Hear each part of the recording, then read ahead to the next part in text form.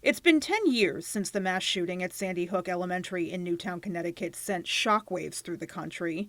As we remembered the unthinkable tragedy, part of that portrait of grief includes the first responders who arrived on scene to find 20 children and 6 teachers dead.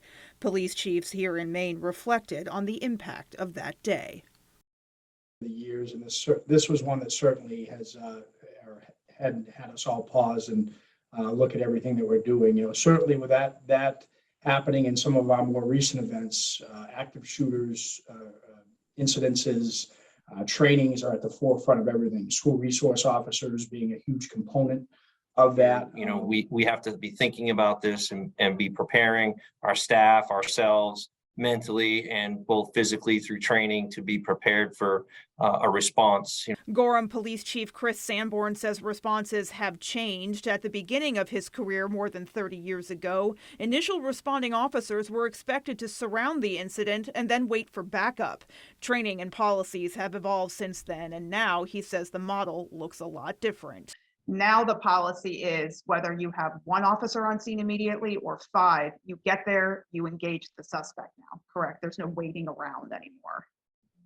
That's absolutely correct.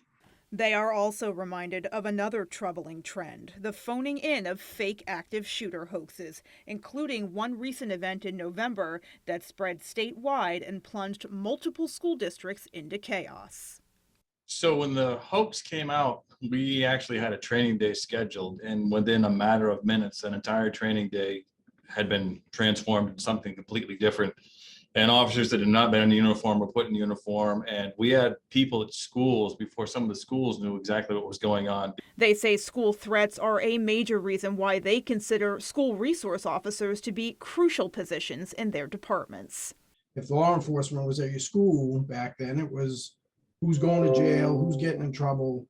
Now, we've been successful enough with our program that if we're not there, the kids and the teachers alike are asking where we are.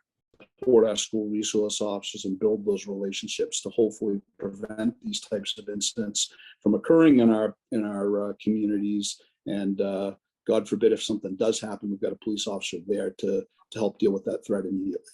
The chiefs agree the bottom line is it's a different world than when they all put on the uniform for the first time. And unfortunately, everybody here has been to a training to speak to somebody that's been to one of these horrible events, and what we learn from them every time and how we've got to do it better.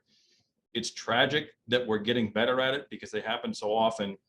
And unfortunately, I don't think anybody here sees it changing anytime in the near future.